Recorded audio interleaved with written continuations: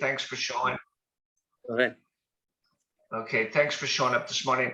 Look, I'm here to share with you my thoughts and how I train on farming. Hey, Greg, I have this thing in the middle of my screen. I guess I just clicked on it. Okay, there we go. And so some of you might have a different opinion. That's okay. Somebody may have a manager that has a different way of doing things. That's okay too. I can only teach my way. That's all I can do. And so hopefully you find some nuggets and some pearls out of this. You're able to put it to work and be successful. I will just qualify, me doing this class. Greg, can you mute everybody? Yes, that's what I'm doing. Going back Okay, and great. muting the people on there. 21 of the top 25 agents in my office are all farmers. Okay, and my office has been the top volume office for, I don't know, 18 years in a row. So I think I'm qualified to give this class. Bob certainly is qualified to be on the panel. One of the most successful farmers in the company, year after year after year, 2 years in a row, top overall producer for the company. So I think we've got the credibility. If you guys lock into some of the things we're talking about and really, take the lessons and really apply them, I think you'll get great results from it. But I want to start off with a little analogy about just farming. A farmer, whether he's growing tomatoes, cucumbers, potatoes, lettuce, everything starts with a seed. If a farmer doesn't have a seed, they can't grow a tomato plant. They can't grow a cucumber. They just can't. There's nothing there. For a real estate agent, the seed is the homeowner in a neighborhood that they're geographically farming. It's people. So a farmer who plants their seed in good soil, and they take care of the soil, and they water the soil, and they make sure there's nutrients in the soil, it produces fruit. And when they harvest, they repeat and duplicate. They do it over again. And every year it produces awesome fruit. But any one of those steps that aren't met doesn't produce the fruit that the farmer wants. I have a backyard garden. I grow, right now I'm growing cucumbers, watermelon, honeydew, cantaloupe, lettuce, I don't know, a bunch of other stuff. But I had my early spring garden planted, and I had like these really beautiful plants growing and stuff like that. But I got busy with a couple of remodels on some homes that I own, and turned one into an Airbnb, and then got a new horse. And I neglected my little backyard garden. And I guess you can figure out what happened, right? It died. So all my lettuce wasn't taken care of. We couldn't harvest it like we normally do. It died. So I think it's common sense that when you put the analogy in there that a real estate agent that's farming for business is very similar to the farmer who's trying to produce fruit and take it to market. They don't do it correctly, they don't go to market. A farmer, there's a lot of people that say they farm out there, but they're not farming. They think they do. They're playing the farming game, but they're not real farmers. Now, it's my belief that all agents farm in some capacity. Some farm past clients, some farm absentee owners, some farm expireds, but it's the same thing. You can play the farming game or you can farm correctly. And if you farm correctly, like the expired, you're going to get good results from it. But if you're just attempting and you're playing the farming game with expired, you don't get the results you should get. So in our business, we got to do things more right in order to get the good results, right? In a geographical farm, which is what we're going to spend time on today, even though a lot of what we're going to talk about applies to a non-geographical farm, but a geographical farm you don't farm the houses, you farm the people that live in the houses. A house cannot list with you. You don't get a front door calling you going, hey, put a sign in my grass. It's the homeowner. So agents have a misperception when they're farming sometimes is just throw a bunch of material, flyers and postcards and stuff into a track. And they think that just by doing that they're going to get results from it. Frankly, that never ever works, but they think it does sometimes. Okay, so I've got a whole agenda here. I got it broken down into time segments. So I'm going to start off right now with the mental part of it. Like, why farm? Okay, so let's spend a minute on that. Why farming? Have you guys paid attention to the market? Do you know that back in February, on February 5th, Saturday, there were 7 open houses in all of Orange County? That's what was advertised through the MLS. 7 open houses, February 5th this year. Do you know what it was like on March 17th, which was another Saturday? There was 12 open houses in the entire county. What about last Saturday on June 4th? There was 1,024 open houses. Okay, so we've gone from 5 to 7 open houses this year to over 1,000 open houses. Has your market changed? If you're an agent that's relying on, oh, I'm going to get all my business from open houses, has your competition just increased? Okay, I mean, it's a different market out there. So why farm? I've really been passionate about farming because it produces predictable results. Most agents don't know where their next transaction is coming from, but a geographical farmer does when it's done correctly. So for me to answer the question of why farming, it's because I want a job, because I want predictable, reliable, repeatable results. And a good geographical farmer, that's what they get. Now, you all have offices and you have top producers in your office, and I bet you most of them are farmers, and they farm religiously, consistently, passionately, and they get the results they're looking for. A good geographical farmer doesn't play the farming game. They're committed. Okay, so there's a big difference between, oh, I'm going to try this farm, or I don't know. It's that whole try thing. A real geographical farmer that's committed makes a commitment to every activity, every step that's needed to produce the results from a geographical farm. And we're going to talk about how to pick a farm and stuff like that, but there's a lot of steps to this. A geographical farmer, a good one, and I'm only talking about good ones here, they fight off distractions that take them away from their farming. That's really important because most agents are easily distracted in their job. They get busy with escrows, they get busy with inspections, they get busy with crap, and they give themselves that excuse.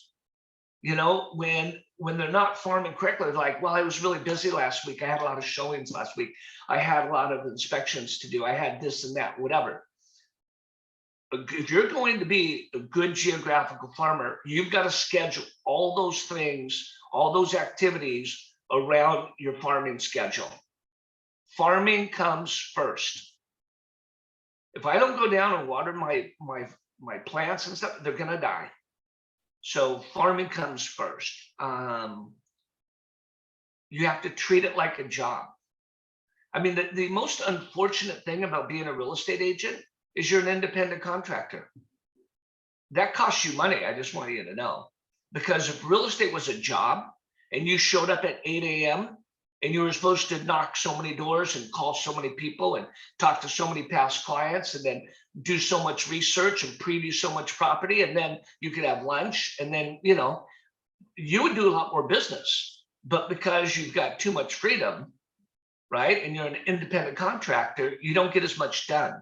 So farming is really one of those things where you get up in the morning, you got to have a farming schedule, and you got to do the work. I mean, that's your job.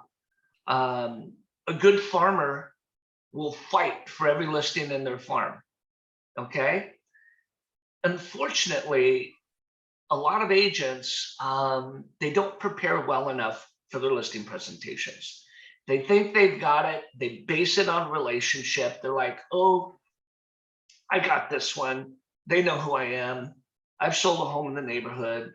And they just don't do the work. I've got an agent, Tracy Folenkamp.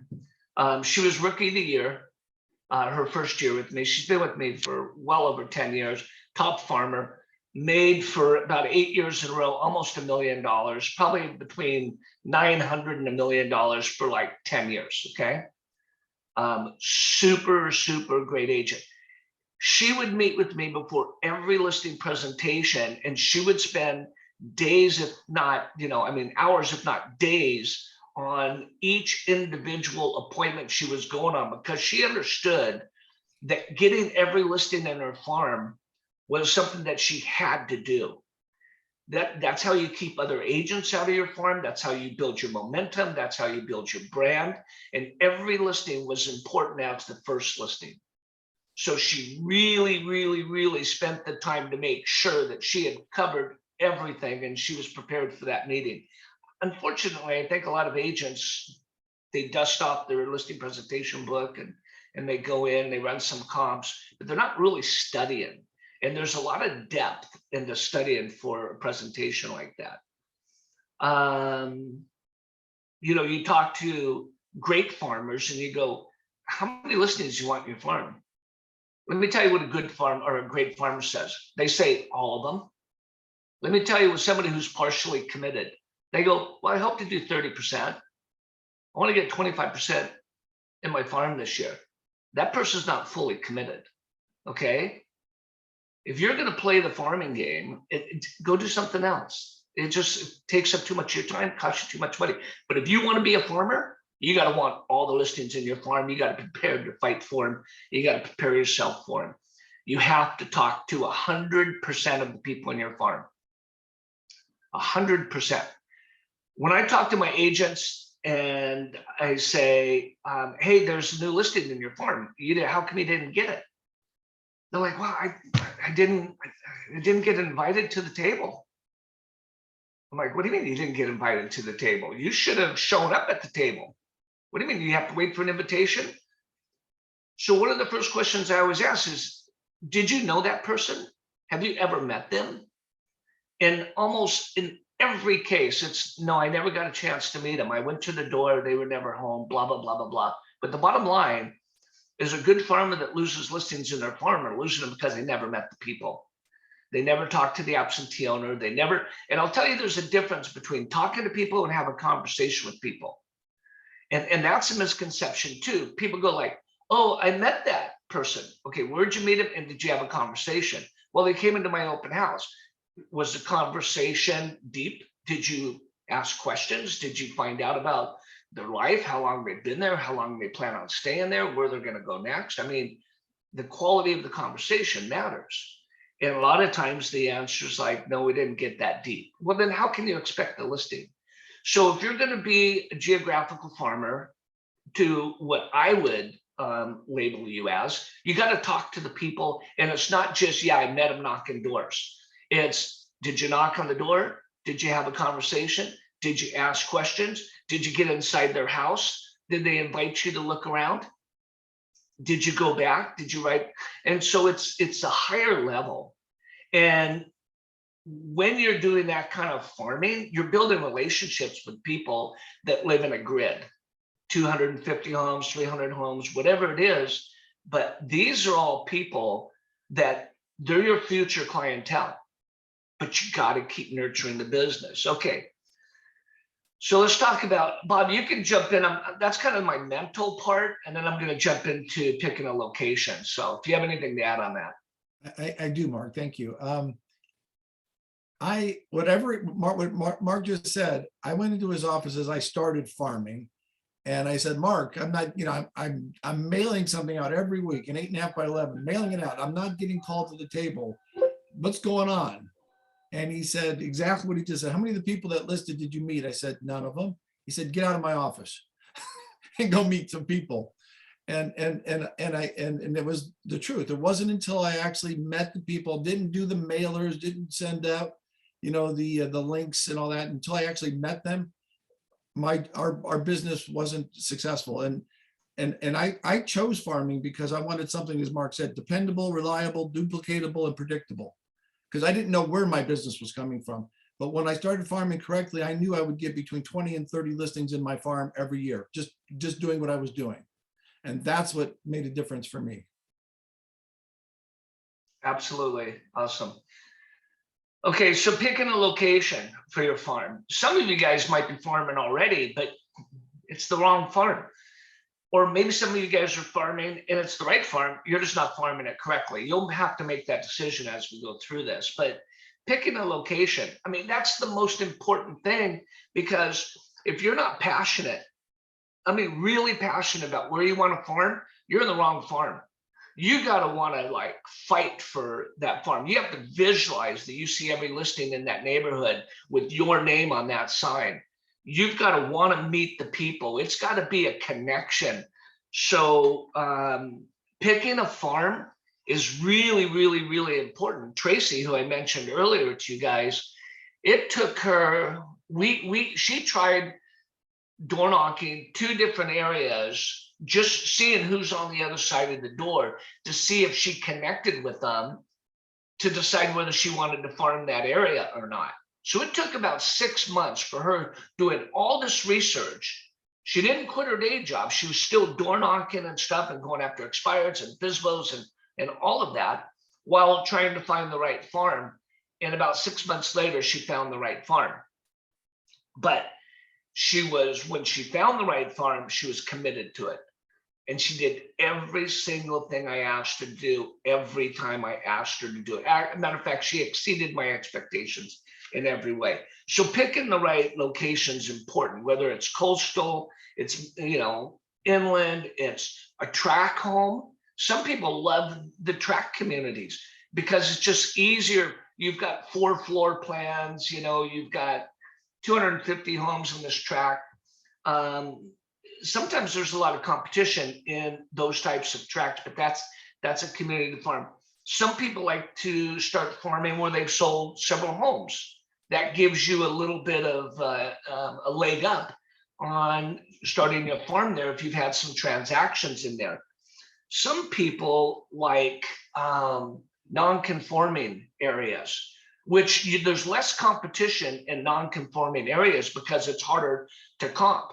You've got a duplex next to a condo, a couple of condos, you've got a little bungalow next to a remodel, and the prices are all over the map. They go from 600 to $1.2 million to $3.5 million. And so somebody who really is good at analyzing and studying and data and likes that mix, that's a really good farm for them. That's a really good community to work in. But you got to figure out what's a good match for you. You got to like the city that you're doing it in.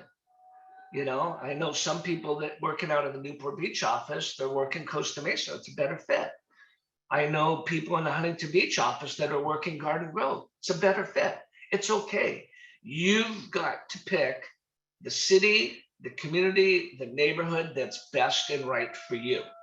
I would argue that you do not start farming any area without first having knocked the entire tract, morning, noon, and night, weekends, to try to meet as many people as you can to find out who's on the other side of that door.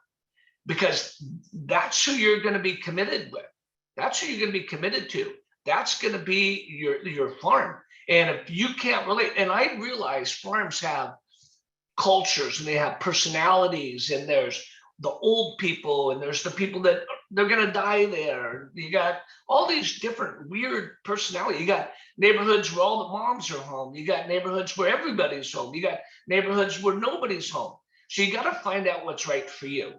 If you're going to be a door knocker, you cannot farm a gated community, because a door knocker has an advantage over any other farmer because they're willing to do the door knocking face to face.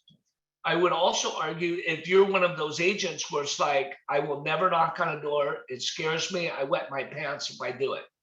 Okay, then you got to farm a gated community so you don't have to knock on doors. Make sense? It's got to be a good fit for you. And that's when and how it works best.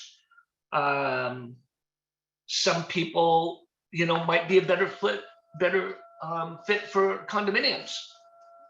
Be the condo king, I've got an agent in my office that farms a condominium complex in Huntington Beach, right on the water. And all her business comes from this one building. And she's there every day. People see her coming. They think she lives there. She doesn't even live there. She lives in Costa Mesa. But that's her building, and she farms that building. So you have to find out what's a good fit for you. Custom homes, okay? Custom homes are, you have, how do I say it? You have fewer agents trying to do the custom homes because they're harder to come. It's easier to look at a track and go, oh, the plan threes are selling for this, or the dollar per square foot for that. So a lot of you have custom homes in your communities. And if you're going to farm custom homes, you got to be prepared to do the work and the study and the analyzing and all of that stuff because it matters. You're going to have to know construction. You're going to have to know material. You're going to have to know the difference between appliances and just all the little nuances that when the homeowner meets and greets you and walks through the house with you, you're not foreign to that type of product. You got to be comfortable with that product. And I touched a little bit earlier that, Bob wanted me to mention it, non-geographic farming. If you think about what I said earlier about geographic farming is all about meeting the people in a neighborhood where they all live, which is very true. A non-geographical farm is a bunch of people that you met in a variety of different places, but you bring them together as a community and you farm them as if they were a geographic group, but you met them at open houses, you met them, their SOI, their past clients, you met as an expired, an absentee owner. But the unique thing about non-geographic farming is you've already met all the people that go into that. So interesting thing. I've often said to agents that are farming like a tract of homes of like, whatever, call it 250, 300 homes. And, their budget is only so much. So my attitude's always been, well, only mail and drop to the people that you've met. So if you have a farm of 200 homes, right? 200 families, and you've met 10 people, guess what? You're putting out 10 mailers. You're not spending money on stuff for people that have never met you because it's trash. It's junk. They're going to throw it away. They don't know you. They're getting a bunch of postcards and you don't mean anything to them. But when they have a relationship with you, when they've met you, if you've been inside their house, if they've shown you the backyard and shown you what they've done in the kitchen, now they know who you are. And now when you mail to them, every piece of mail has more value. So now when you're spending your money, you're making an investment. But if you're just buying postcards and putting it out blindly in a neighborhood to people that have never met you, you're wasting your money. Okay, just happens to be my opinion, guys. Okay, price point. Oh, sorry, Bob. I'm moving on to price point. Did you have anything else you wanted to add on picking a community or an area? Yeah, I do, Mark, real quick. Picking an area, you better like where you work because you're going to be spending a lot of time in that area. If you're going to farm correctly, you have to basically live in your farm. You have to know everything that's going on. You just have to know it. And the people that don't succeed are the people that just don't like where they work. And by the way, I forbid you guys to send anything out like this. This is a mailer that I get every month from a realtor that sold me the house, but it's just a Xerox copy, a photocopy of a mailer, and it's crap. They're wasting their money. So I forbid you to do something like this or something like this where you cross out my name and spell it correctly. I forbid you to do that. So anyway, that's it. Oh my God, a bunch of knuckleheads out there. Okay, price point. Obviously you've got entry-level condos, you've got luxury condos, you've got high-end, you've got mid-range single family, you got entry-level single family, you've got luxury. You have to figure out what's your price point. It's really important. I had a really good friend that worked a different market, actually in a different state. And he's a real estate agent. He farms in Idaho. And I go, how do you farm? How do you pick your farm? He goes, everybody's home who's worth $1 million to $2 million. That's who I farm. I'm like, oh, interesting, because he's in a non-conforming type community where you've got prices all over the map. But he carved out a niche, and he goes, I farm between $1 million and $2 million.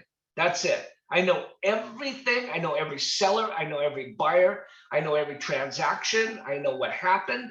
I know everything between $1 million and $2 million. Nobody knows more than I do.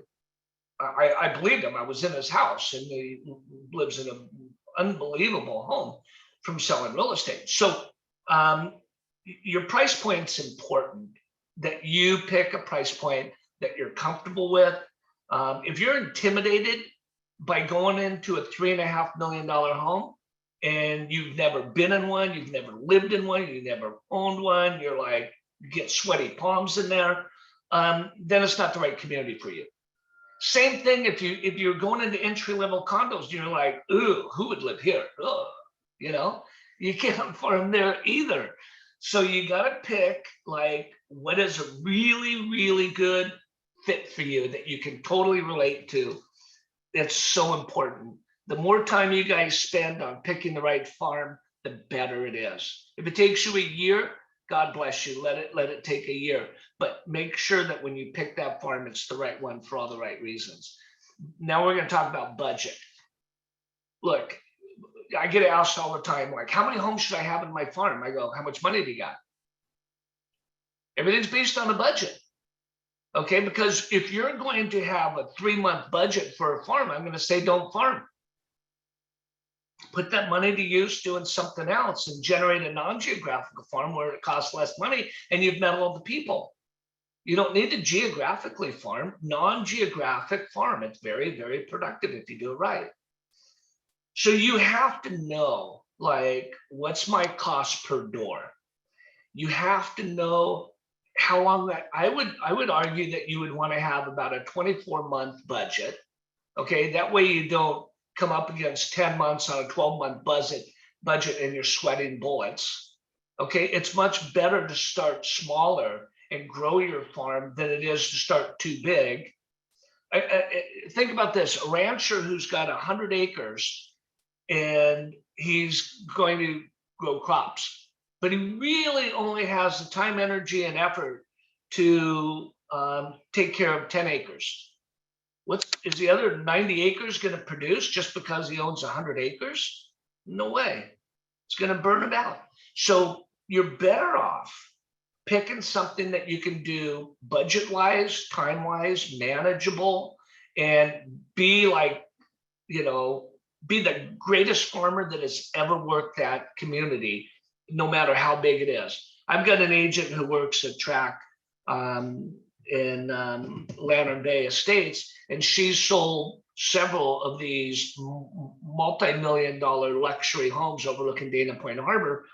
And I think it's only 83 homes. Okay, but she makes a lot of money out of there. All right, so let's talk about goals in farming. Some people, like when they start off farming, they make a goal of how many listings they want to get in the farm. And I think that's good. But for new farmers, farming a new community, I would argue that your goals should be a little bit different. How many people am I going to meet this week? How many new people am I going to talk to this week? How many homes am I going to be invited into where I can cross the threshold? I've always taught my agents, okay, it's like baseball. First base is you get out of your car and you go knock on the door, okay? Second base is you have a conversation with these people.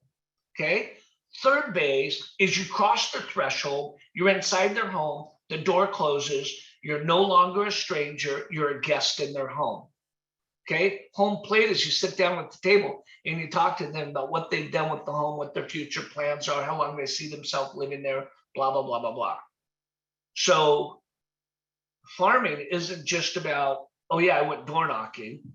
It's about slow it down, have a decent conversation with people, make sure you have good quality questions to ask people, and get, it's like I taught Tracy this early on in her farming, because she was doing a lot of door knocking, meeting a lot of people, and that's how she did it. And by the way, okay, Tracy Fullingham, okay, one of my great farmers, doesn't have social media. She doesn't post on Instagram. She doesn't have a Facebook account. So some of you that are non-social media types don't think you need to, because somebody else in your office is a social media light, right? You have to have social media to be a good farmer. Okay, farming can be done a lot of different ways, but it all starts with meeting the people. So I would ask Tracy, when somebody opens up the door and you're talking to them stuff, I go, look over their shoulder and see if you could see something that maybe they've remodeled in their home, or they've got new floors, or you could see into their backyard and their view or whatever, because people like to show off their homes. So she started doing that. She started getting into a lot of homes, like, wow, those look like new floors. And be like, oh yeah, people are really proud of their floors. It's like, oh, you want to see them? Sure. Or she sees something in the kitchen, like, oh, it looks like that was remodeled. Hey, how long, when don't, and just a conversation gets her invited into the house. And before you know it, there's a relationship built in. Before you know that, she gets their business down the line. So anyhow, so goals for farming is how many people, how many conversations you're going to have per day, per week, per month. And that's what you need to be focused on first, not how many listings you're going to get. Because if you don't meet the people, you're not getting listings. Sorry to break the news to you. Okay. And you got to have the cojones. If there's an expired, you're the first one to knock on that door in a geographical farm. You don't sit back and go like, well, I've never talked to an expired before. And you take 3 or 4 days to get the courage to go do it. No way. You should know, because there's a way to do it in the MLS, to know what listings are going to expire tomorrow. And you should know that in your farm, if something's going to expire tomorrow, you're ready in the morning to go knock on that door. Because remember what we said earlier, if you're going to be a geographical farmer, you got to fight for every listing. You got to want every single one. So if you didn't get it the first time, shame on them. If you didn't get it the second time, shame on you. A FSBO sign goes up in your neighborhood. You got to go knock on that door immediately. Engage them in conversation and try to convert that listing. A new buyer moves into your neighborhood. You got to be the first person to greet that neighbor, that person who moved into your neighborhood. Hi, I'm Mark, First Team Real Estate. How are you? Welcome to the neighborhood. Where'd you guys come from? Fantastic. How'd you pick this neighborhood? Blah, blah, blah, blah, blah. I got some information for you about the community. Whatever it is, you got to be that person that greets everybody, right? All righty. Well, let me see. Bob, you have anything to add on that? I do, Mark. What Mark was talking about is he calls it adopt a buyer. And people think that farmers think that somebody moved in and they're going to stay there for a long time. I will tell you that the area that I live in, it's a brand new community. And I mean, everybody's moved in the last 2 years. There's 14 houses on my street that have gone up for sale this last year. If somebody would have met everybody in the neighborhood, they would have had all the listings, or a lot of them. And the other thing you want is that those people that are moving in, they have no idea who's a dominant or what perceived a dominant farmer is. They don't know. They just moved in, but they will talk to neighbors. And so your best referral is a neighbor. And it doesn't cost anything to go meet somebody. So I would encourage you, the easiest way to break into a farm is to go adopt all the new buyers that you didn't represent. Okay, so moving on to farm plan checklist, okay? And by the way, I'll send you guys copies of my notes, so you guys don't have to like, write down every single thing. Just pay attention to what I'm talking about, and Greg will send you guys this list here. Okay, farm plan checklist. This is a necessity. You gotta have a checklist for everything that happens in your farm. Let me give you an example, okay? Well, I'm gonna start off with the plan. Your door knocking plan. What is your plan? It gets put into your schedule, and every other activity around it, you put around it. So if you're saying I'm going to knock in the morning on Monday between 10 and 11:30, guess what? That's your appointment. That's your plan. Okay. And what are you going to talk about? You got to know, like, before you get to the door, like, what am I going to say this time? Am I going to announce a new listing? Am I going to talk about a new sale? Am I just going to hand them a newsletter? Am I going to invite them to a garage sale, a wine and cheese? I mean, what am I going to talk about? So you got to know that before you get to the door, but you got to have a door knocking plan. And it may be, hey, I came by today because I've never met you. I've been working this area for 6 months and I've sold a lot of houses, or I've met a lot of people, but I've never met you. I saw your car in the driveway. I wanted to come by and personally meet you. I'm Mark Kojac with First Team Real Estate. I sell a lot of homes in the community, and and you just engage them. But you got to have a door knocking plan, okay? And it's got to go in your schedule. If you don't schedule, it's not going to get done. Number two, you have to have a door dropping plan, okay? Now, some of you like to do door hangers. Some of you like to drop. Fine, either one's good. I had a door hanger on my door when I came home last night. It's for a wine and cheese, and it was a postcard inside a little plastic thing. It was on my doorknob. Plenty good. Notepads for my office have been like the best thing to drop off. The best. It beats everything by 100%. Now, a blank notepad doesn't do anything for you, but a notepad with a handwritten note on it definitely does. And it's been a game changer.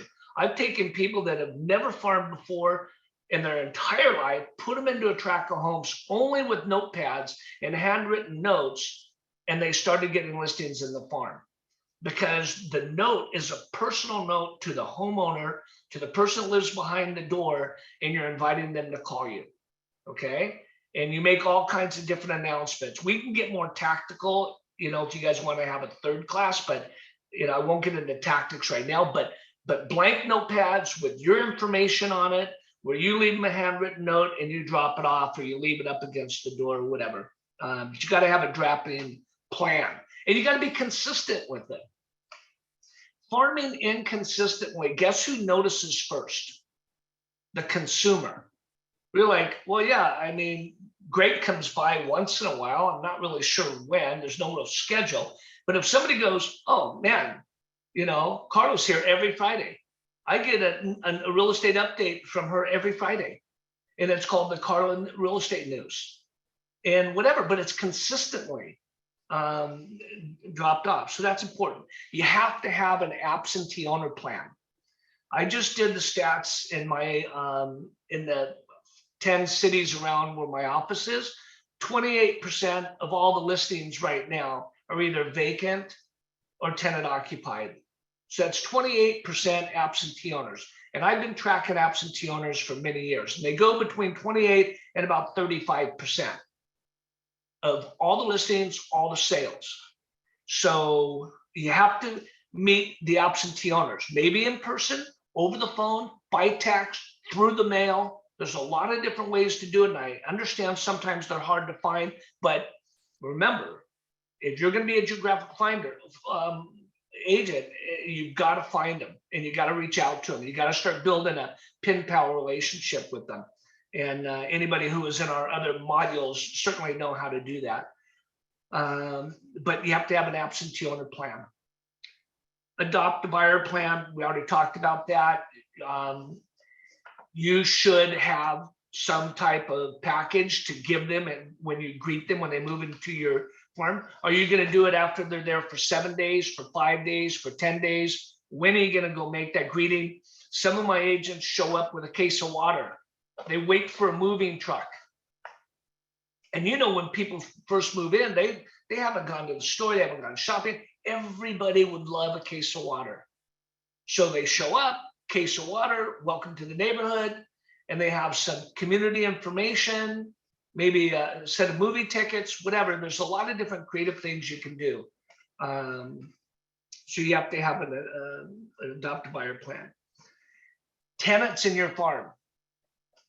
Big mistake a lot of agents make is they don't farm the tenants that are there. They're like, oh, that's a tenant, and they skip it. Well, whoa, whoa, whoa, whoa. If that tenant goes out and buy a home, what are the prices in your neighborhoods? 700, $1 million, $1.5 million? Tenants are paying a huge price right now for rents, and they'd much rather buy a home. So working the tenants is also an angle to work the absentee owner, because you get to find out from the tenant if they're going to give notice or not, if they're going to renew the lease or not. In every property that's in your farm that's an absentee owner, you should go back to the MLS and find out when it was leased. So you can at least anticipate an annual renewal on the lease and start contacting that absentee owner a lot more frequently when you know you're coming up on 10 months that they leased it 10 months ago, because there may be a possibility they want to sell it at that time. So tenants in your farm, expireds in your farm. We talked about that. You got to be the first one on the door. You got to know who's going to expire before they expire. Super important. New listings. Okay, pay attention. You got to put your ego in a box, okay? Because when I tell you you need to go announce any new listings that come up in your farm, here's what most insecure agents say. They're like, yeah, but it's not my listing. Aren't they going to ask me, is it my listing? And then I'm going to have to tell them no. Okay, get over it. Okay, they don't care. They're not going to ask you, but you've got to be the bearer of information. So it doesn't matter who gets a listing in your farm, go announce it. If you don't have time to do the whole farm, go 20 doors on either side and 40 doors across the street and say, hey, Mark Kojac here, First Team Real Estate, how are you? Blah, blah, blah. Hey, your neighbor, John and Bill, or John and Sue, excuse me, I got look at my coffee mug, it's got horses on it. It's kind of cool. Oh, you can't see it, oh well. So you have to announce the activity in your farm, because people, they're not going to, ask you about the agent, but they may want to see it. And so I would argue that would be like, especially if the property is very unique and whatever, announce that the property just came on the market. There's no sign in the yard yet. Would they like to see it? Especially if they're on the view side and you're knocking the non-view side. Some people would change houses from the non-view to the view, or from one floor plan to the other floor plan, or one yard size to another. So you don't have to just wait for your listing in the neighborhood to door knock around your door knocking activity. When that property goes into escrow, you're back out. And you're going, hey, Mark here, we talked last week. Remember that listing we talked about, that plan 3? It's an escrow. Just thought you'd like to know. You're like the information resource. You're going to be the go-to person. People want to use the most knowledgeable real estate agent they can find, especially in a geographical area. If you can't demonstrate, okay, that you have more knowledge than anybody else, that you know the track in the community more than anybody else, they're not going to do business with you. They're going to do it with a friend or somebody else, or a referral. But when they're like, wow, I got to call Mark, he's the most knowledgeable. He knows everything that's going on around here. Okay. Same thing on the new sale. There's a new sale. Got to have a plan for that. An open house plan. Look, there's 1,000 open houses last weekend. Excuse me. A lot of those open houses were done by knuckleheads. Okay. These knuckleheads, they don't have a greeting. They don't have an open house board. They don't ask good questions. They're not prepared to be there. but they're hosting an open house. And the customer comes in and they're like, wow, okay, this is a typical real estate agent. And they don't differentiate themselves.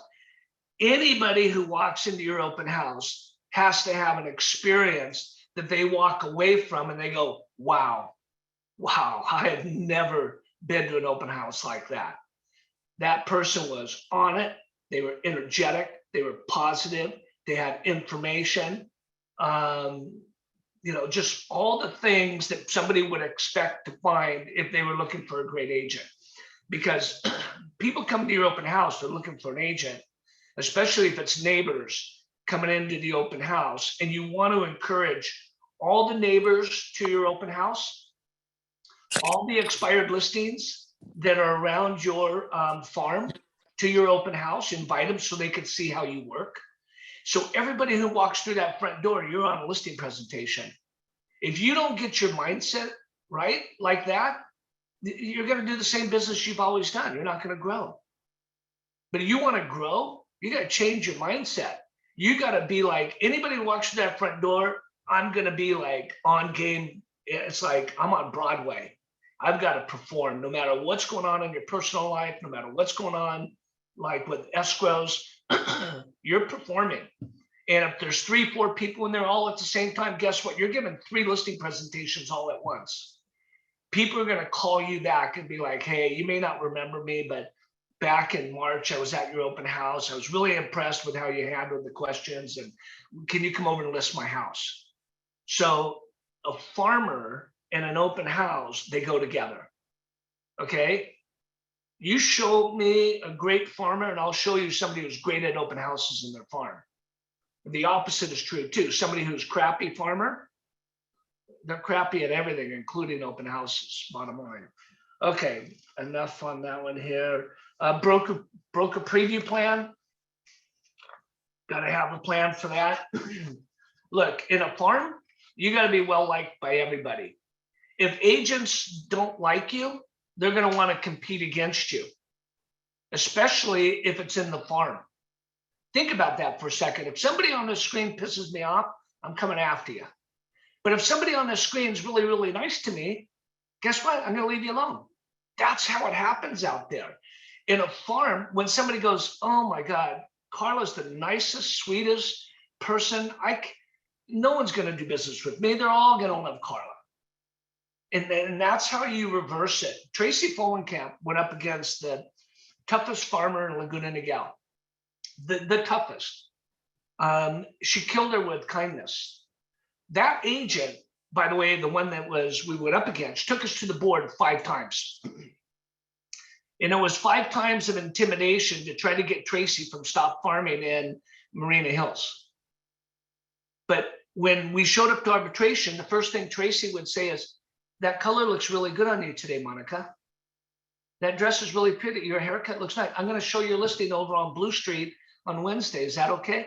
I mean, she killed her with kindness. This agent ended up moving out of the farm and out of the area because Tracy was just so nice. And everybody in the farm who used to use Monica, when they met Tracy, they're like, wow, she's knowledgeable. She's friendly. She's nice. Now I don't have to use Monica, who's super gnarly. Anyhow, enough on that.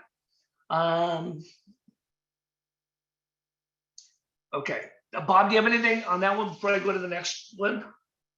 That was my farm plan checklist. I do. May I share my screen? Go for it. Okay. What Mark was talking about was he's had an open house board. Okay, for those of you who say you're farmers, show of hands, who has a board like this? Okay, anybody have a board like this?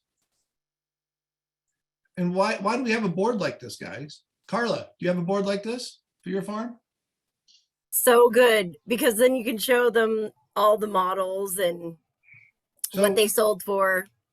I have 3 of these boards. One's in my car that I take on listing presentations. One's at the open house, and one's in front, used to be in front of my bed before Gail made me move it. But because it's like, I want to know my farm, and what I show here, this is just my interpretation. The red have just sold within the last, 3 months. The yellow are for sale and the orange are in escrow. So, but how many times, so you people may have not done an open house in a long time, but people that come to an open house, they want to get in and get out as quickly as they can. This board's about 3 feet by 4 feet, sits on an easel, and it's a stopping point for people. The other thing it does is that when neighbors come in, I'll say, oh, what street do you live on? And they'll go point to it. And then the other thing that Mark didn't say that he told me to do is that I invited myself over to every neighbor's house that came into the open house. Oh, you live on Ariana. Oh, I haven't been to your house. I sold the house down the street. Can I come and see your house after, blah, blah, blah. So I invited myself in, and who's going to say no? So if you're going to be a farmer, you have to have stuff like, you have to have things like this. I don't know what you mean by, why do you have to have things? Well, I'm really glad you shared that, because that's an example of commitment. That's an example of showing everybody who walks in who's the most knowledgeable. It's a listing presentation at an open house. I mean, it's phenomenal. And anybody who goes, oh, it's too big of a challenge to create that, they're not serious about their business. Because if you're serious about your business, you find a way to do that board. You hire somebody, you beg, borrow, you steal it. I don't know. You find a way to do it. You got to have that. And and I don't know if Bob has told you this before, but when Bob and I were talking strategically about gaining market share on his farm, I would ask him, like, okay, so you're doing an open house on whatever, Blue Street. I would ask him, how many homes on Blue Street have you been in? He'd be like, oh, 3 out of, and to say there's 9 homes on there, because I've been in 3 of them. I go, okay, so write a letter to the other 6, okay, inviting them to the open house personally, and that you've seen the other 3 homes on the street, but you haven't seen their home, and just engage them. And when they would come to the open house, it was a personal invite. And then Bob also got an opportunity to go back and see their house. Now, the relationship changes between agent and owner when you've been inside their home, because you get to talk about their amenities, their upgrades, who decided to do this, who decided to take the window out, and you compliment them on what a great idea, that looks phenomenal, and the color scheme is great, and so you were in this conversation. Then you get to find out about people, how long they plan on living there. I mean, that's a question that you guys should be asking everybody, but certainly the people in your farm. You should be able to drive down your farm and look at each door and go, oh, they're going to be here for 3 years.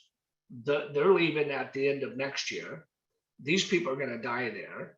And that's because you've had in-depth conversations with people, and that's how you farm. And, I lived in a farm one time, like, I don't know, 20 years ago. The guy who farmed it was a really, really good farmer. I mean, dominant. And literally, I'd see him in the morning when I was getting ready for work and leaving. He was driving the farm. On the weekends, I'd see him drive through it. He drove through it every day, looking for any type of sign or signal that somebody was doing something, and he would call it out. Somebody would be getting new garage doors. He'd pull over. He'd knock on the door. He would interrupt. Somebody was re-landscaping. You'd see his car there. I mean, this guy knew every single pulse of what was going on in his farm. As a matter of fact, he used to put a table out on the green belt with an umbrella, and he had a sign that said real estate information and had his name on it. Just in the farm. Just boom, green belt, real estate information. And even if nobody went by there, who did they think was the most knowledgeable, the most consistent? It was him. That's why he dominated. Doesn't anymore, but he's pretty much retired. Okay. So I'm a big fan. I mean, some of you guys are social media. Don't think you have to do social media to be a great farmer, but if you are, you need to have a social media plan. If you're not really going to be consistent with social medias and stuff, don't worry about it and go meet the people. Newsletter. I'm a big fan of newsletters. And I was at the Tom Ferry event, what, week ago, 2 weeks ago? And one of the nuggets I walked away from there, and I can't remember if an agent told me or they were talking about it or whatever, but the newsletter should have your name on it. Should be the Kojac Real Estate News, right? Or the Carla Real Estate News, or your first and last name Real Estate News, whatever. It's all about branding, right? And then the news that you put out should be very relevant. It should be extremely positive. It should not be fear mongering. It should be credible. It should not be cluttered, and it should be consistent. Okay. And so simple. You can't figure out how to create that newsletter. You have plenty of tech coaches and stuff at First Team that can help you do it. Tell them what you want. You guys should create little groups in your offices, farming meetings, farming brainstorm, invite some of the veterans in there. But trust me, we're talking about some stuff right now that even the veteran agents aren't doing, but they should be doing, and they know they should be doing it. Okay. All right, moving on. We talked about connecting with your farm emotionally, physically, statistically. I mean, some people say, oh, pick a farm based on turnover.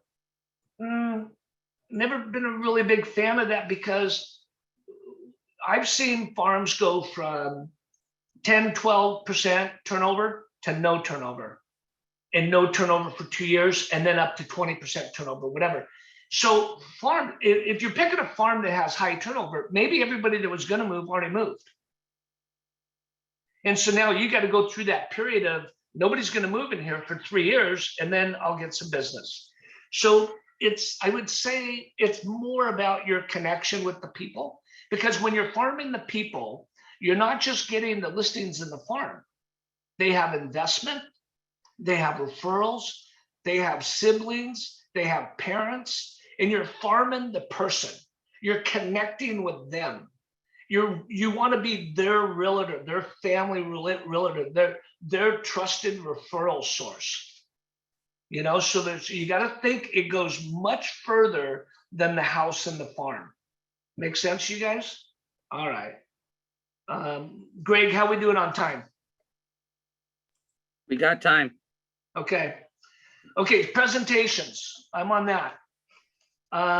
The first thing, and I know Bob has talked to you guys in his meetings about this, and I know some of you have done the work, but the question is, in your farm, why should somebody list with you? Okay, get sober on that question for a moment. Okay, why should somebody list with you? What comes to mind? Boom. What are the top 3 reasons why somebody should list with you in your farm? If you're having a hard time with that question, Knowledge of the area. You got a lot of work to do. What's that, Ryan? Knowledge of the area. Knowledge is one, absolutely. You're the most knowledgeable realtor in the area. Why should you list with me? Nobody knows more about this area, this community than I do. And then you back it up with some evidence. But that's very good, Ryan. Glad you said that. But please do not tell anybody that you work hard or you're honest.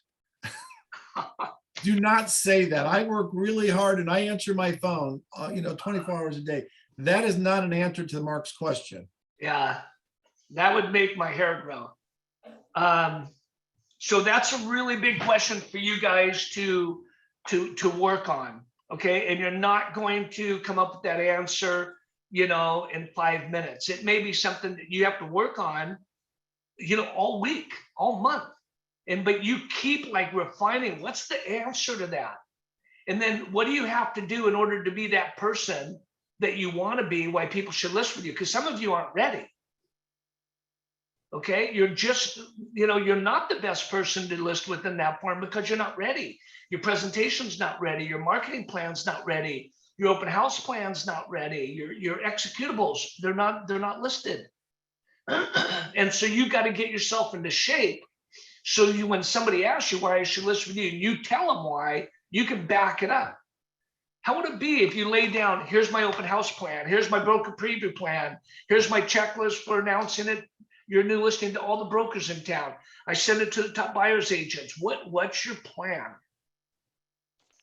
Okay, so you've got to be bulletproof. When you know that you're the best agent to get listings and sell those listings in the farm, your presentations are going to be bomb.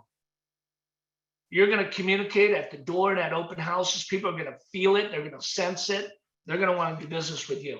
And then when you do that and you do it repeatedly, you're going to build yourself a business that'll pay you $1 million a year for as long as you want to work in this business.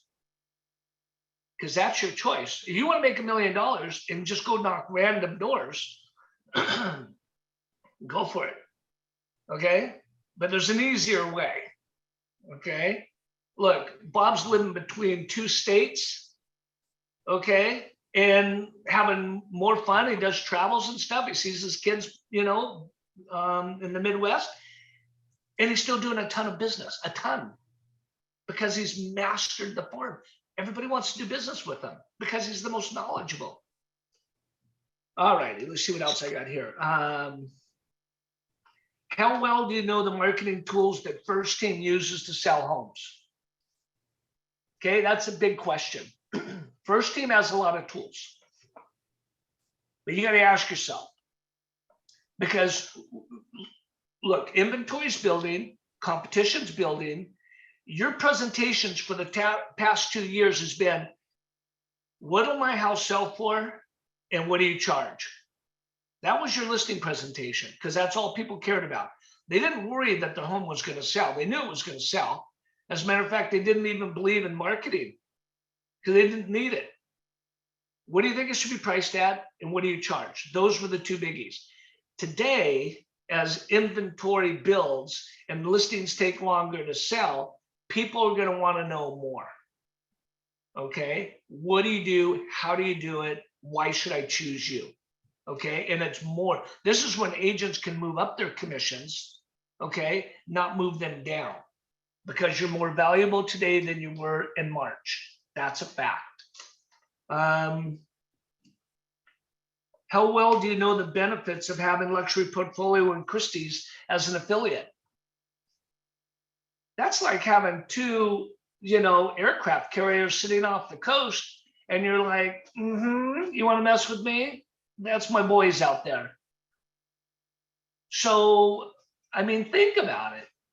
So you've got Christie's and Luxury Portfolio in your back pocket. How well do you know them?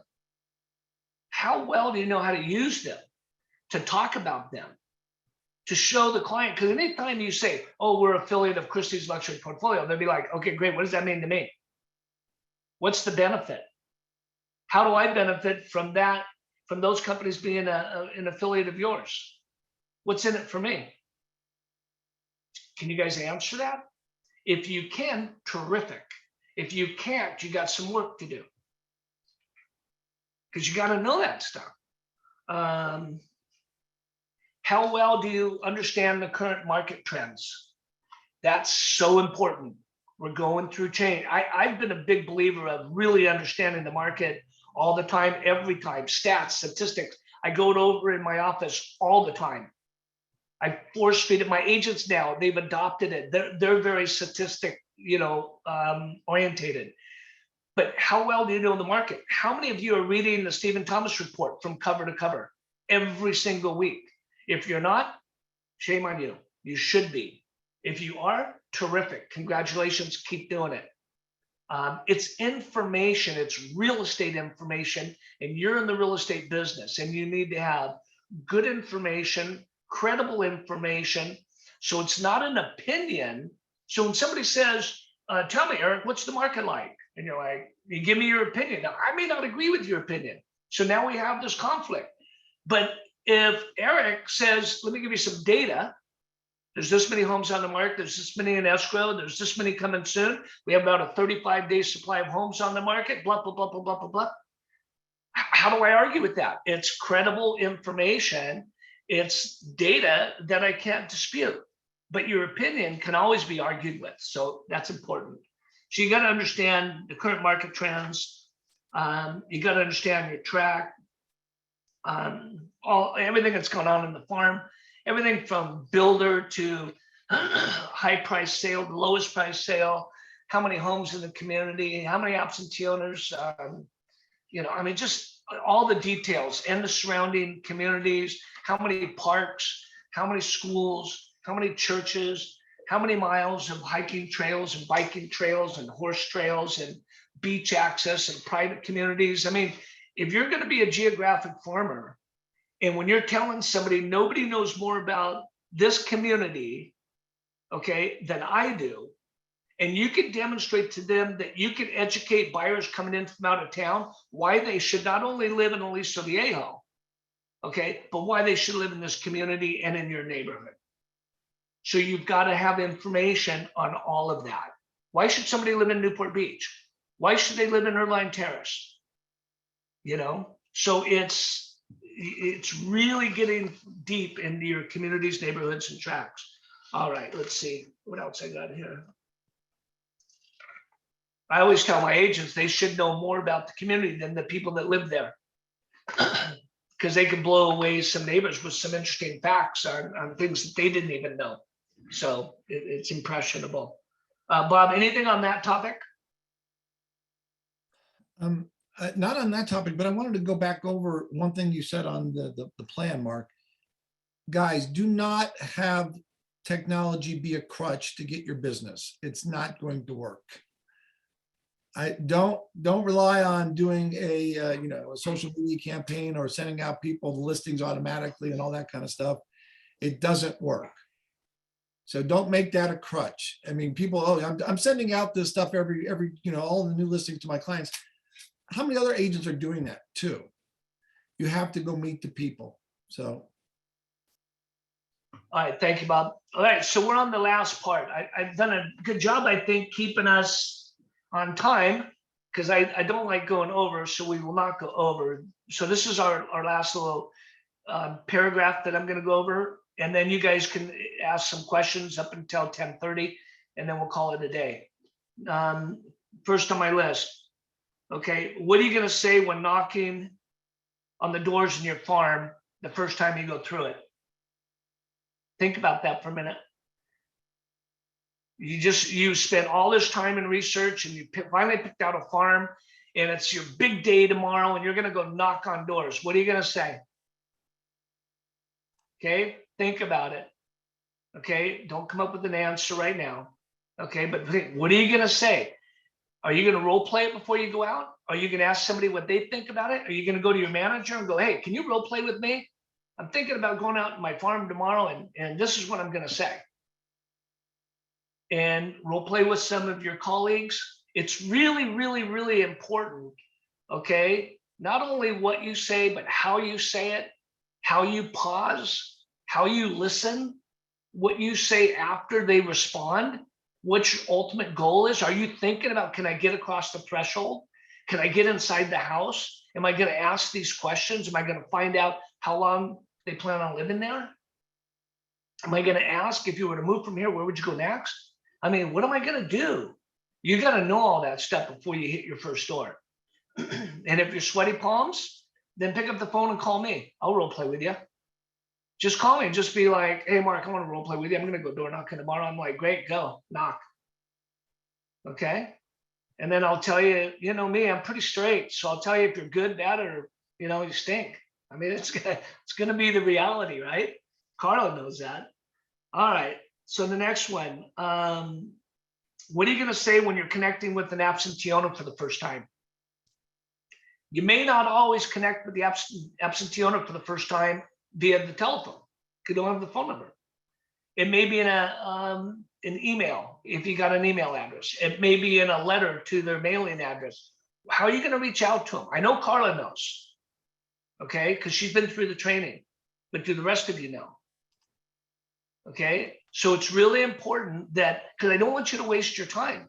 If you're gonna write to the absentee owner, it's gotta be of quality and it's gotta be consistent. Okay, and you gotta build this consistent relationship with somebody who may not ever respond to you. They may not respond to you for a year. But if you're consistent with them, they're gonna know it. Trust me, I'm an absentee owner and I get stuff every day. And I get random crap I throw away. But the agents that are consistent and their message is of value and it relates to my property, I save it. And if I do something with that property, I will use them. But they've earned it. Next, how are you going to greet the new buyer that moves into your farm? You got to write it out. Like, what's my greeting going to be like? And you got to write it out and kind of role play a little bit. And I realize when you go to the door, and it's going to be different, but a script is only, it's giving you like a framework. It's just like you're in one of Greg's classes, whatever, and there's role play. I realize we go through a lot of script, but the script isn't designed for you to be a robot. It's designed to teach you the questions to ask in a conversation. That's what it's about. So if you're going to go greet somebody in your farm, what's that look like? Role play with a colleague. Role play with your manager, role play with your spouse, role play with a neighbor. I mean, you've got plenty of fans out there, so use them. How are you going to announce? How are you going to announce a new listing or new sale in your farm? And it's not yours. Hopefully by now you're going to be comfortable with, I mean, if Bill takes a listing in my farm, okay, and he's with Blue Company, I'm going door knocking. That's going to be like, as soon as I see that listing come up, I'm like, whoop, I know what I'm doing today. And I've already scheduled time in my farm to go in it. So all I've done now is plug in what I'm going to talk about. Hey, Mark, first team, how are you? Good to see you again. How's the wife? How's the kids? Everything good? Hey, listen, there's a new listing on the street. I wanted you to be the first to know. It's a 4-bedroom, blah, blah, blah, blah, blah, blah, blah, blah, blah, blah, blah. And then I could just, if I've already done a conversation and I've already found out my details, I don't need to go back to, so have you changed your mind about not moving? You know what I mean? It's not about that at this point. It's about giving them information. Hey, it's good to see you again. Hey, I hope to see you at my open house on Saturday or my event, the shredding event or whatever. And then you move on. There's got to be, fluidness in your farming and talking to people. The first time you meet them is the toughest. Second time gets a little bit easier. By the third time, they love you. You know them. You're no longer working. You're gonna go hang out in your farm and get a pup. You know what I mean? Because you all know this business can be a grind. But when you go into your farm and you come out of your farm with energy because people know you, like you, trust you, and they talk to you, there's no better high.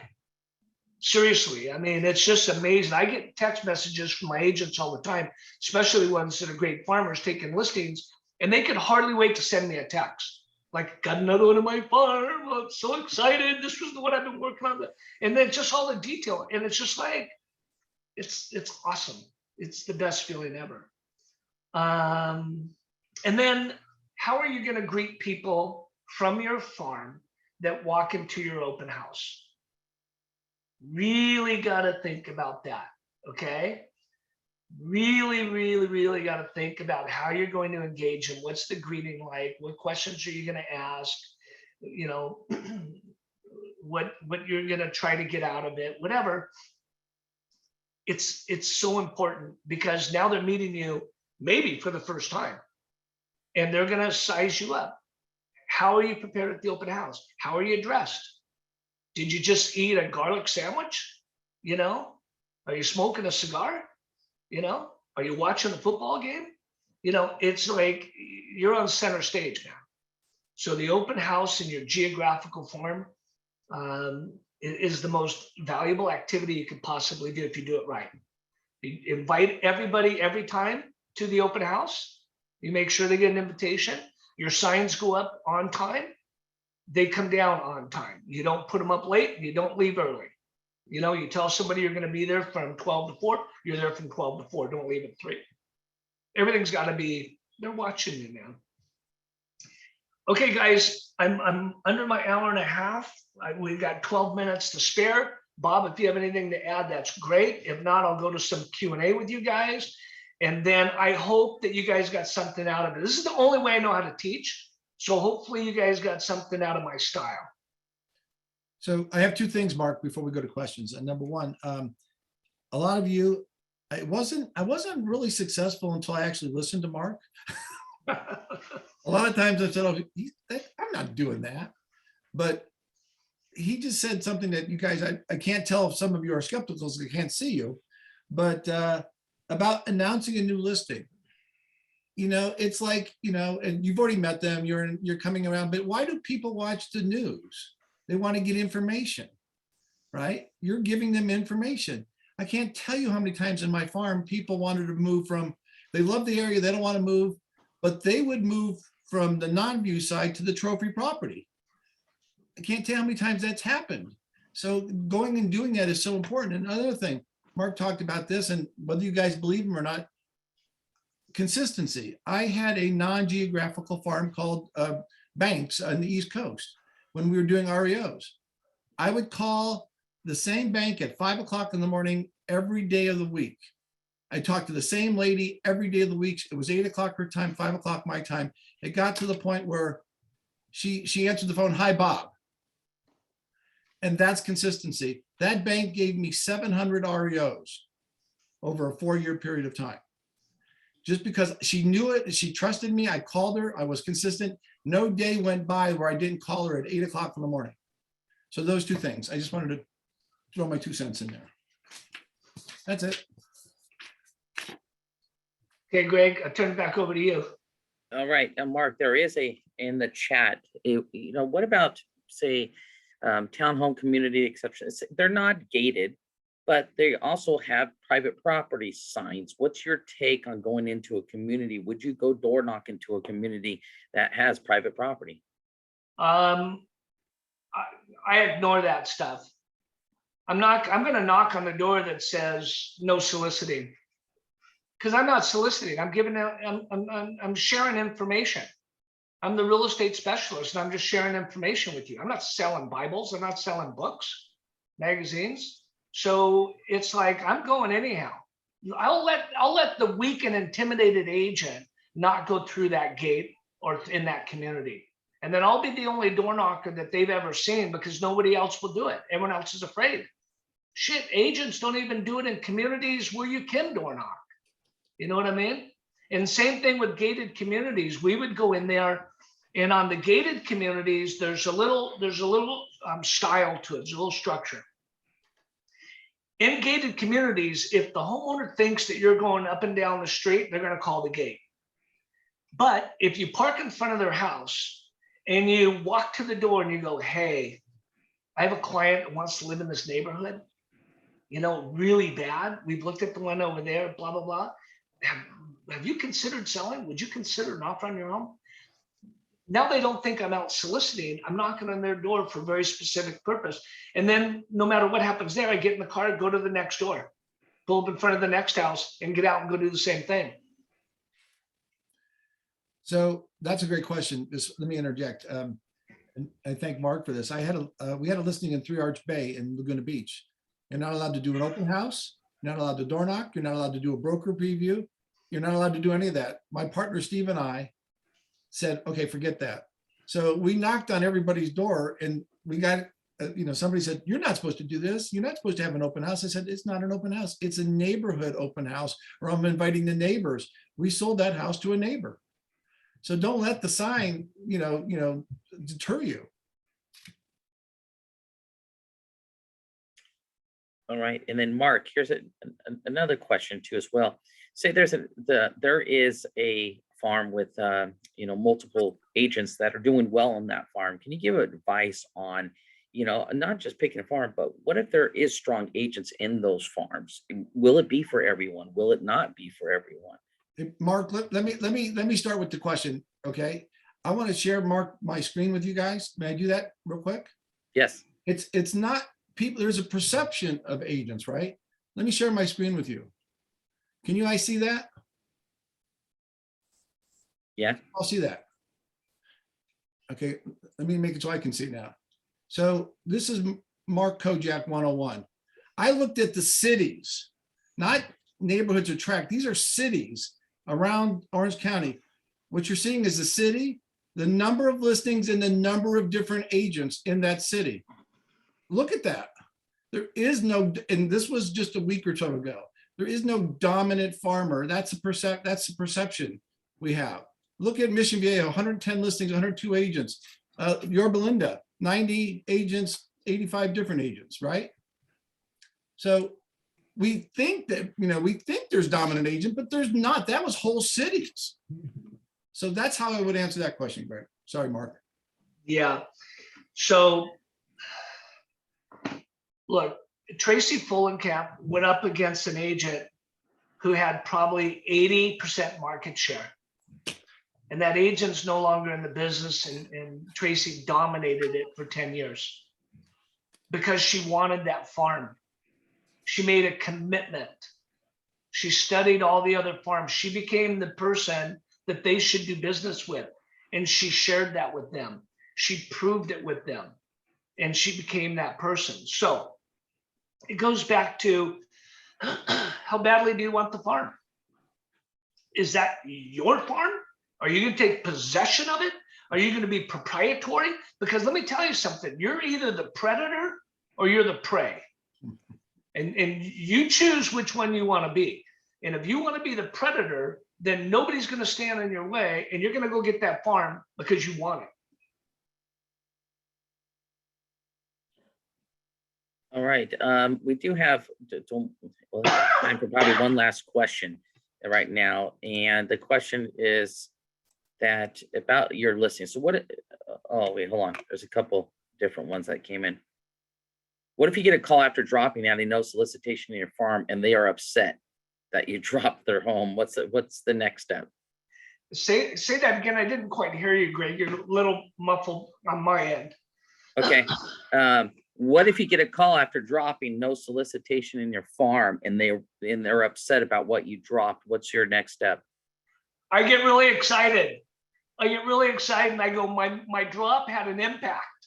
Yes, people are reading it. It gets me so charged. What gets me even more excited is if I have a homeowner in one of my agents' community, and they call me and they're like, hey, your agent keeps coming by here, dropping stuff out on my door. I couldn't be more excited.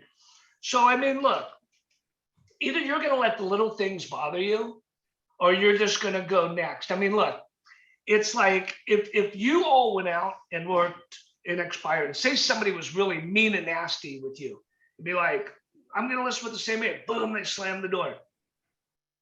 And that experience was really traumatic. You're going to think all expired listings are mean and nasty people. They're going to slam the door on you and you're never going to knock on another door. So you got to kind of get over that and be like, that's one person. They don't want me to drop stuff off on their porch. Hopefully they left me an address. And then I'll make sure I don't drop something on their porch, but I'm going to go knock on the door and tell them that I received their note. And I appreciate the fact that they reached out to me. I want to be respectful. I've got good information to share about the community. How would they like to receive it? So I'm going to take it to the next level. I'm never going to let anything, kick me down. When I make a commitment about something, it's full throttle, baby. I ain't backing off.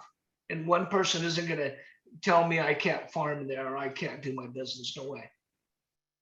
All right. And we'll make this last question so we can make sure we're out on time. It says everyone has a realtor in their sphere, family, friends. They feel inclined to use them as opposed to the local realtor. So what is the best reply to someone who says they're using a family member or a friend?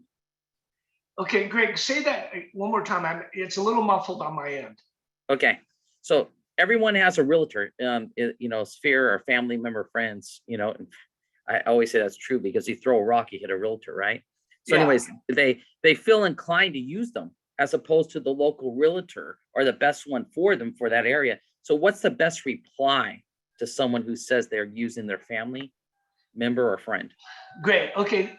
Great question. Because that happens all the time, any market, in and outside of the farm. Real estate agents are using that, hearing that all the time. So here's the way I would say this. Number one is stop being defensive and stop going on the attack. Stop for a moment and ask questions, okay? Because that's the most powerful thing you can do to gain control of a conversation and to find out where you need to go next. So if somebody goes, hey, Mark, I know you sell a lot of homes in the neighborhood, but I'm going to list with my sister, okay? The most important thing I could say is why? Why is listening with your sister a benefit to you? I want to find out from that customer, why is that a benefit? I need to understand what he thinks is a benefit there. Because if I don't seek to understand why somebody's making that decision, I have no comeback. It may be out of obligation. Okay. It may be, well, it's my wife's best friend. It may be whatever, but I'm still going to peel the onion and say, and try to get to the root of it. Okay. So it's your wife's best friend and you're feeling like pressure from your wife, you have to use her. But is there a benefit to you, your wife, your family, the sale of this home, to use this agent who's from Temecula? Nothing wrong about Temecula. I love Temecula.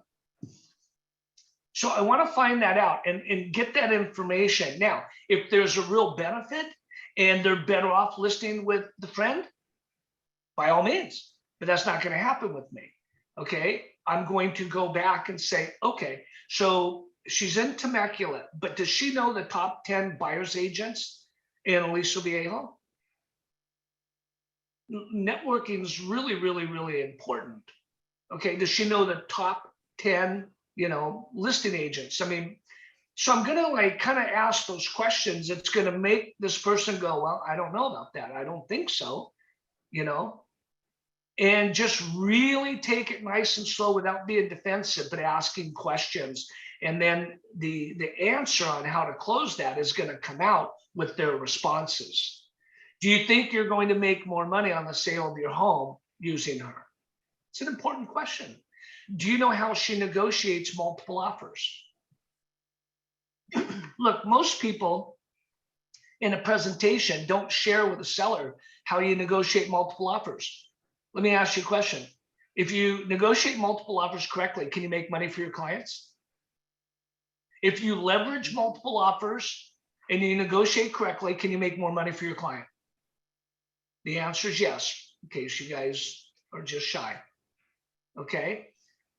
Do any of you share in a presentation, a listing presentation, on how you negotiate? Do any of you pull out an RPA with a client and say, this is the vehicle that's used by a buyer to buy your home? And a buyer's agent does what? They write the offer for the buyer. So obviously certain things are in the benefit of the buyer. Okay. And what if there's multiple buyers? Do you share how some agents respond to multiple offers? Some do multiple, some do highest and best, some do this, some do that, whatever. What's your method? What's your strategy? You leave that client with like, wow, I don't think Betty does that. I don't think Betty has the network like you do. I don't think Betty has the affiliates of Christie's and Luxury Portfolio. I don't think Betty knows everybody in this community. I don't think, and so you really got to slow it down and not be defensive and not, beat up the other agent, but try to find out the truth and then work around that. Hopefully that makes sense.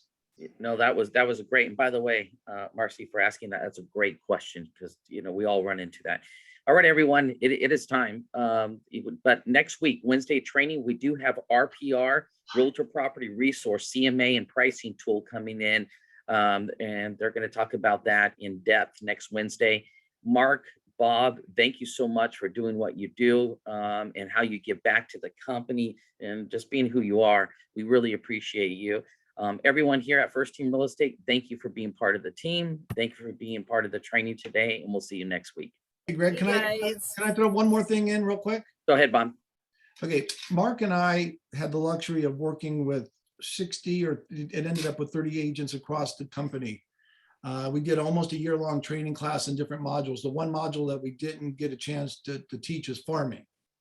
So Mark and I would like to offer a farming class that meets weekly, like we did on the other thing, if there's any interest in it. So if you guys are interested, you can see under my name, that's my email address.